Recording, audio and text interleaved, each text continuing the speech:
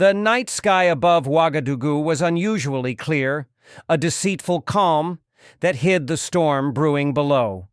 Inside the dimly lit presidential palace, President Ibrahim Traoré sat alone in his study, his sharp eyes moving from classified reports to a small radio transmitting whispers from loyal scouts hidden among his own army. For weeks, rumors had coiled through the palace like smoke, a coup planned by men he once called brothers. But tonight, the truth had a name: General Kaboré, his most trusted officer, the hero of countless battles, the man who once shielded him from bullets and betrayal. Traoré's chest tightened at the thought. He wanted to believe it was a mistake, but loyalty had a smell, and tonight it reeked of treason. A faint knock interrupted his thoughts. Lieutenant Diallo, a young officer whose father once served Traoré's father, stepped inside, eyes wide with the weight of what he knew. "Mr. President, the tanks are positioned near the East Barracks. General Kaboré told the men it's a training drill. But some of our men say the real order comes at dawn." Traoré said nothing for a moment. He closed the folder on his desk. He had survived poisons, foreign agents, assassination attempts disguised as friendship, but a dagger in the back from Kaboré? That was a wound deeper than gunfire. "Diallo," he said, voice low but steeled, "assemble the Red Guards. Quietly, no alarms. If Kaboré comes, he will find us awake." Diallo saluted, his boots echoing down the marble corridor. Alone again, Traoré turned to the old portrait of his mother on the wall. "Power means nothing if you cannot sleep among your own men," she had once told him. Tonight there would be no sleep, only choices, and at dawn, a reckoning. Outside the palace gates, in the ghostly silence before dawn, armored trucks crawled through the sleeping city like steel serpents. At the edge of the eastern barracks, General Kaboré stood beneath a flickering floodlight, hands clasped behind his back, eyes hidden beneath his beret's shadow. He was not a monster, he told himself, just a soldier who'd served too long under a man too young. In hushed corners of the officers' club, they called Traoré bold but reckless. To Kaboré, the young president's alliances with outsiders, his sudden reforms, his unstoppable drive for total independence, they were a fire burning too hot. Fire must be controlled, or it consumes the house that shelters it. "General, the men are ready," murmured Captain Ouattara, stepping closer, his breath fogged in the crisp air. "As you ordered, the presidential wing will be isolated in less than 10 minutes. Kaboré said nothing. He stared at the moon peeking through drifting clouds. Once, under a moon like this, he had promised Traoré's mother that he'd protect her son. Now he was about to choke that promise to death with his own hands. "Tell the men," he said at last, voice grave. "No bloodshed if we can help it. We capture him alive. He will surrender once he sees the walls closing in." Ouattara's boots crunched away over gravel. Kaboré's mind drifted back years to a battlefield where a bullet had nearly ended Traoré's life, where he, Kaboré, had carried the boy through mortar fire like a father shielding a son. A sudden radio hiss broke the memory. "General, enemy movement detected near the presidential courtyard. Lights are on. Possible resistance." Kaboré's jaw tightened. So the young lion would not sleep through betrayal. Good, he thought grimly. Let him be awake to see how a king falls. He adjusted his gloves, stepped into the armored convoy, and gave the signal to advance.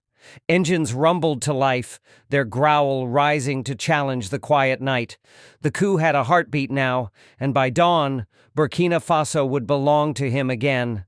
Inside the heart of the palace, Lieutenant Diallo moved like a ghost between columns of sleeping guards. One tap on a shoulder here, a whispered code word there, and the Red Guards awoke from their uneasy rest. These men were not the parade soldiers the foreign press liked to photograph. They were Traoré's loyal corps, men who had fought with him in the northern bush, bled beside him in border skirmishes, and owed him debts paid in scars.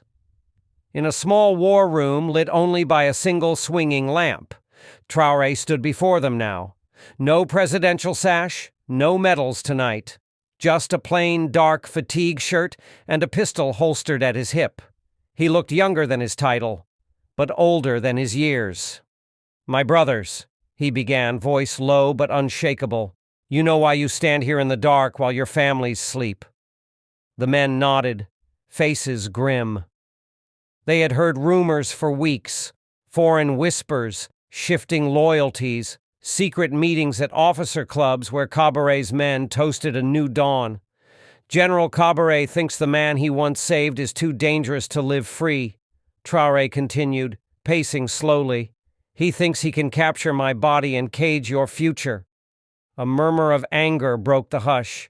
Diallo stepped forward, eyes blazing. "Mr. President, say the word. We will take him down before sunrise." Traoré raised a hand. "Number tonight, we do not become beasts in the dark. We wait, we let him come, and then we show him and the world that we fear nothing, not even betrayal in our own house." One young soldier, barely 20, lifted his rifle and asked softly, "What if he orders them to open fire on us, sir?" Traoré looked at the boy, saw the same fire that once burned in his own veins when he was a private under Kaboré's command. "Then we remind them who we are," he said simply. "Burkina Faso does not kneel." Outside the heavy wooden doors, the distant thrum of engines grew louder. The snake was slithering closer. Inside, hearts pounded not with fear, but with the cold resolve of men ready to greet traitors with steel and loyalty unbroken. Tonight, dawn would not break them, it would forge them anew. At the palace's iron main gate, a column of armored vehicles ground to a halt beneath the shadowed archway. Their headlights sliced through the courtyard's fog like blades. Soldiers in dark green fatigue spilled out, boots thudding over marble steps. They moved efficiently. Kaboré's men, trained by him personally, loyal to his iron discipline. Near the front, Captain Ouattara raised a gloved fist. At that signal, the front squad fanned out, rifles ready but not yet raised. From behind a stone lion statue, a palace sentry peered out, radio in hand. His lips quivered as he whispered into the earpiece, "Red One, they're here. He's here." Deep inside, the war room's radio squawked to life. Diallo snapped it up, eyes flicking to Traoré, who stood calm despite the tremor in the walls from idling tank engines. "They think they own the gate," Traoré said quietly, more to himself than to the room. "But the heart of this house beats for us." Diallo exhaled slowly. "Orders, Mr. President?" Traoré stepped forward, voice like iron. "No gunfire until I give the word. Let them taste confidence first. When men believe they have already won, they show their true face." Meanwhile, at the gate, General Kaboré stepped from his command vehicle. His polished boots hit the palace steps with the weight of 2 decades of power. His men parted silently to clear his path. Inside the front hall, a handful of palace guards blocked the grand staircase. They held their rifles tight, sweat gleaming under their berets. They were outnumbered 10 to 1, but they did not move aside. One young guard swallowed hard, lifted his chin, and shouted, "By the president's order, stand down, sir! You have no right here tonight!" Kaboré's eyes narrowed, his face unreadable. For a moment, silence reigned, broken only by the soft clicking of safety catches flicked off by his loyalists behind him. Then he spoke, voice low and lethal. "My right comes with dawn." I gave Traoré a chance to listen. He did not. Stand aside or be swept aside. The young guard held his ground, but his rifle trembled. Upstairs, Traoré's voice murmured into his private radio, "Let them come. Let the world see who truly fires first." In the corridors behind him, the Red Guard shifted, fingers tight on triggers, hearts pounding with the knowledge that betrayal had finally come home. The marble floors of the grand staircase had seen generations of dignitaries, dancers, and whispered conspiracies. But tonight, they would taste something older than politics: fear and resolve. At the base of the staircase, General Kaboré raised a gloved hand.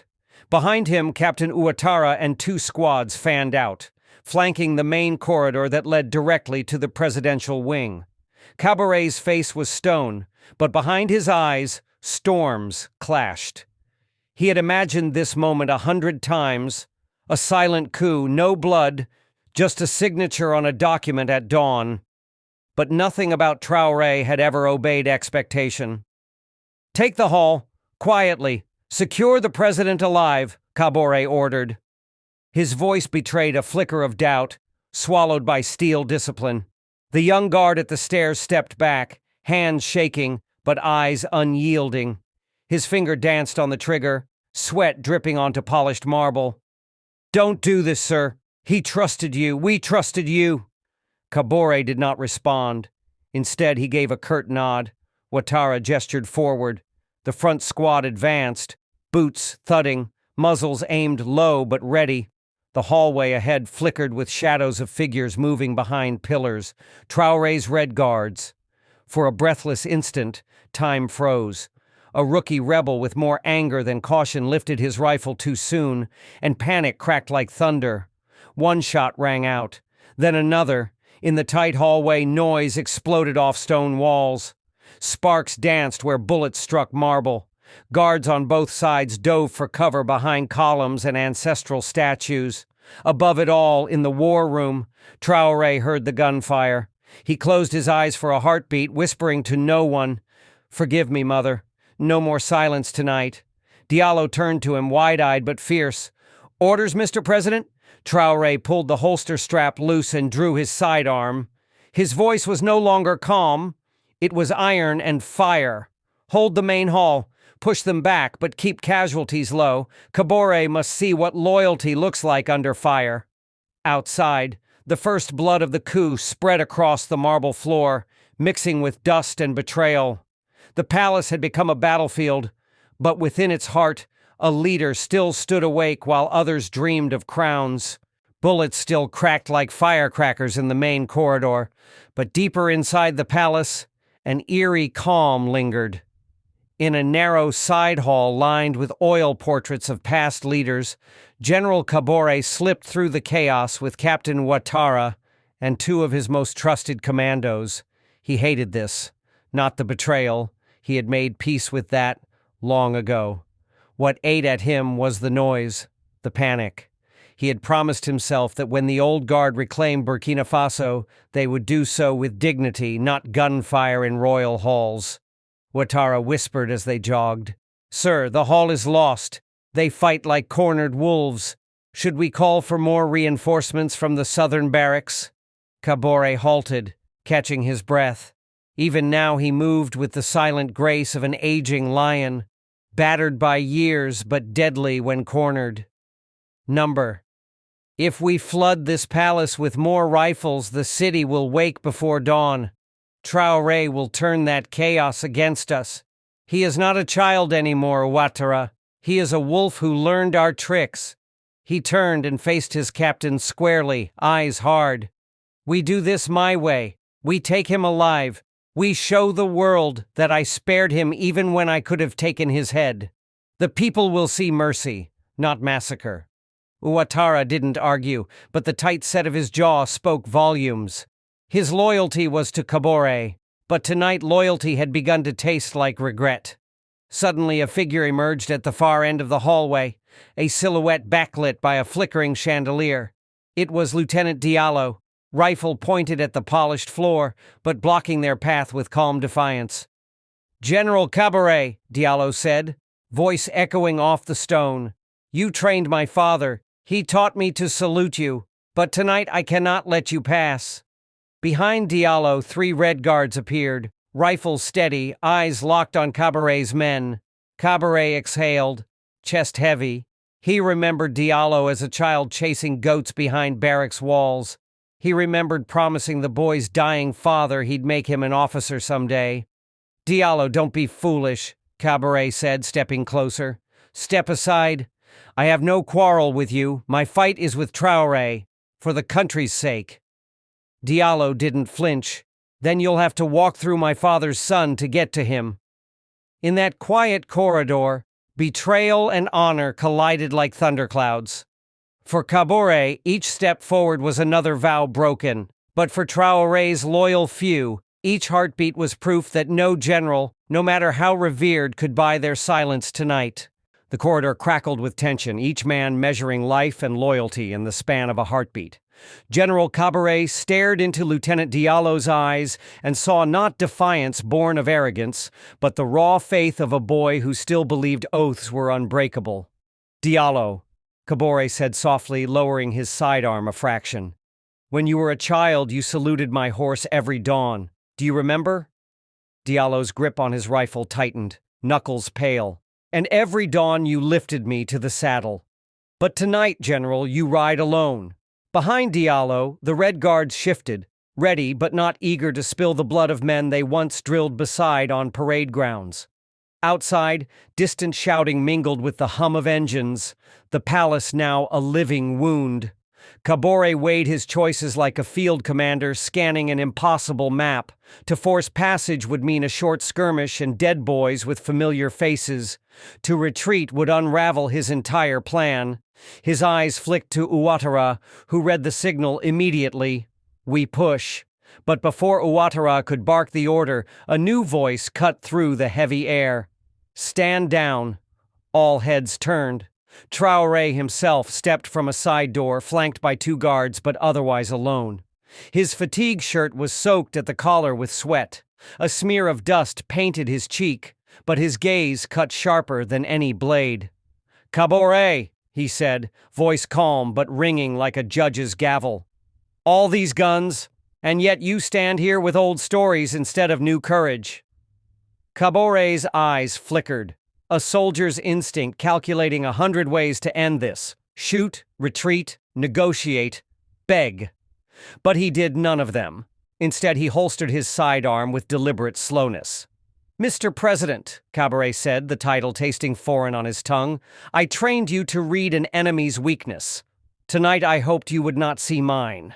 Traoré took 2 steps closer until only the barrels of the rifles lay between them. He lowered his voice for Kaboré's ears alone. "Your weakness, old lion, was thinking I'd ever sleep with both eyes closed. You taught me better than that." Diallo, still blocking Kaboré's path, felt the weight of history crackling in that narrow corridor. 2 lions, same pride, same den, yet fangs bared for each other. In that fragile hush, the palace walls seemed to lean in to listen, hungry for the end of this whispered war. For a moment, time seemed to hold its breath in that narrow, suffocating corridor. 2 men, teacher and pupil, father and son in all but blood, stared each other down, each searching for the crack in the other's armor. General Kaboré broke the silence first. He exhaled a weary breath that sounded like an old war drum's last beat. "I did not want this, Ibrahim," he said, using Traoré's first name like an old friend recalling easier days. "When your mother died, she made me promise you would never be a pawn to foreign dogs. And yet here you stand, refusing the old alliances, gambling with Russia, China, any who whisper sweet freedom. You think they care for you?" Traoré didn't flinch. He let Kaboré's words flow over him like rain on granite. Around them, the Red Guards and Kaboré's commandos shifted uneasily, men with rifles caught in a conversation too heavy for bullets to solve. "You speak of my mother?" Traoré said, voice low and cutting. "Then answer me this. Would she have chosen your cowardice over my risk? She raised me to fight, not bow. She believed freedom has no foreign sponsor, only domestic traitors." A flicker of pain crossed Kaboré's eyes, then vanished behind the general's iron mask. He turned, glancing at Ouattara and his men, then back at Traoré. "You are half right. I feared losing you to the world's parasites, but I feared more what would happen when your fire burned too hot. Better to cage a lion than watch him set the savannah ablaze." Traoré stepped closer still. His guards flinched, but didn't stop him. Now he and Kaboré were almost nose to nose, 2 shadows tangled in palace torchlight. "And tonight?" Traoré asked softly. "You came to cage me?" Kaboré's voice broke, just for a heartbeat. I came to save you from yourself. A ripple of realization passed through Diallo and the Loyalists. The coup was not just power lust. It was an old lion's desperate attempt to keep his cub alive in a forest of unseen hunters. Traoré leaned in, whispering so only Kaboré could hear. Then you should have aimed for my heart, old man, not my crown. Outside the corridor, a distant shout signaled fresh squads arriving, Loyalists pushing Kaboré's men back toward the gates. The moment to choose, surrender, retreat, or bloodshed, loomed like a blade above all their necks. The final truth, like a roaring sun, would break with dawn. The footsteps of advancing Loyalists thundered closer now, echoing through the palace halls like drums, heralding the end of an era. Traoré and Kaboré stood frozen in the corridor, two shadows forged by the same battlefield but torn apart by a single dawn. Captain Ouattara, sweat dripping from his brow, glanced nervously at Kaboré. "General, more of their men are sweeping the west wing. We're losing ground. If we don't push now—" Kaboré raised a hand, silencing him with a gesture that carried the weight of decades. His eyes never left Traoré's. "Do you see now?" Kaboré murmured, his voice low but unafraid. "Your men fight harder because they love you more than they fear me. That is your strength. And your curse." Traoré studied the man who once saved him from an assassin's bullet when he was barely 20. He saw no monster, only a relic, a weathered lion who mistook age for wisdom and loyalty for control. "You taught me to stand alone if I must," Traoré said quietly. "You forgot to teach me how to kneel." Behind him, Diallo stepped forward, rifle aimed at the floor, voice steady but sad. "General Kaboré, lay down your arms. There is no victory here for you tonight." Ouattara's jaw clenched. His finger twitched near the trigger. Around them, the last pockets of Kaboré's men exchanged uneasy glances. None wanted to be the first to fire at comrades, men they had drunk with, drilled beside, trusted with secrets and scars. Kaboré exhaled, shoulders slumping, as if a hidden burden finally cracked his bones. "You stand in my path, Ibrahim, yet you stand because I carried you once through fire. How strange to live long enough to envy your strength." Slowly, deliberately, the old general drew his sidearm. He held it not at Traoré, but high in the air. For an agonizing heartbeat, every man flinched. The promise of blood coiled tight as a snake. Then Kaboré turned the pistol, pressed the barrel to the marble floor, and let it fall from his grip with a hollow clatter. Silence, the kind that lives only after a civil war dies before it begins.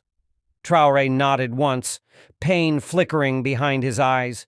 He gestured for Diallo to take the general's arm. As the Red Guards moved in to escort Kaboré away, the first rays of dawn spilled through the palace windows, lighting a battlefield washed clean by restraint, rather than ruin.